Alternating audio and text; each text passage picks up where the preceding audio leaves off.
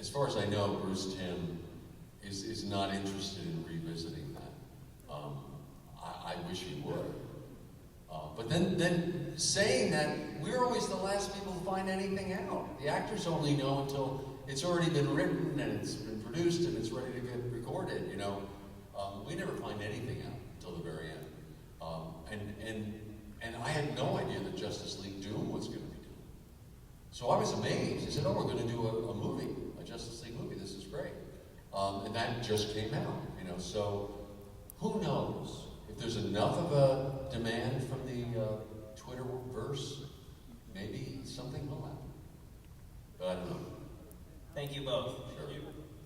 Hello. Hi. My question is for both of you gents.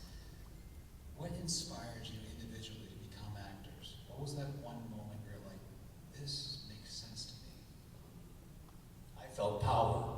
It was a school auditorium. We were doing the importance of being artists, and I started talking, and all my classmates and everything started laughing, and I thought it just felt they liked me. I felt like Sally Field. They liked me. But that's what it felt like, because I didn't know what to do with myself. I was strange and different as a child. But that made me happy. I similarly was 12, I think, when I had been to parochial schools, very strict Catholic schools, the old kind that had nuns and abbots and, you know, hitting your hand with a ruler. I mean, very traditional. Yeah. Good old days. I'll beat it into you, you little bastard. Good old. And then we moved to a town that didn't have Catholic schools when I was about 12. So I went into public schools. And these public schools were like, I mean, there were no rules. It was crazy. Everyone was running around the rooms. People were talking back to teachers. I had never talked back to a teacher in my life. I was seeing this chaos, and I would tell the other kid, you know, stop it. And they thought there was something wrong with me. They said, this kid is crazy. He's telling the other kids to behave. So I was the one being sent to the guidance counselor.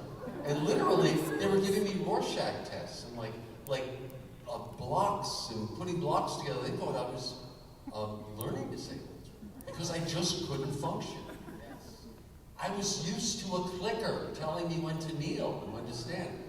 And there was this wonderful English teacher, I'll never forget, Joyce Wilkes, who told us to read Julius Caesar. And this is like 7th grade. And I read it, and I had never read a play. I had never seen a play. I didn't know what a play was. Does Kevin have a booth? And I was reading this, and I was Kevin have a booth? wow, this was a whole world opening up to me, and it just made sense to me. I don't know why. It just made sense. Maybe it was the order. I don't know. But the next day in class, she asked for comments, and my hand went up. And my hand had never gone up. I was the kid with trouble, you know. And I was in all like D-level classes because they thought that I was learning disabled. And I just went off and off and off on Brutus's speech and what it really meant and what he was saying. And she said, would you come to my afternoon AP class and join us in the conversation? I said, sure.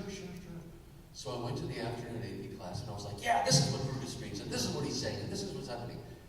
And then she said, do you want to audition for the school play? She said, I think this theater is doing something for you. So they were doing Our Town, which every junior high school does, right? Yeah, we did too. And I auditioned, and I got George Gibbs. And I was, the first time I went on top of that ladder, and the lights went down in the audience, and the lights came up on me, and every other kid on that stage was shaking with fear. I got so calm. I got so comfortable. I was so safe in that light that I could just be anything and be me and reach out to Emily. And when I heard the audience react, I thought, I connecting with people. And there was this wonderful connection with the audience that I couldn't do when I was off stage because I was that weird kid. And then I was addicted. And then I went on to high school. I started all the plays. I was like the lead in all the plays. I ended up getting all A-level classes, graduating high school a year early, getting a scholarship to go to Juilliard. Everything happened because I found theater. And it was all because of this English teacher who noticed one day that I became so animated in talking about this play. And I was this problem kid. Isn't that fascinating? What one teacher could do. She just changed the direction of my life.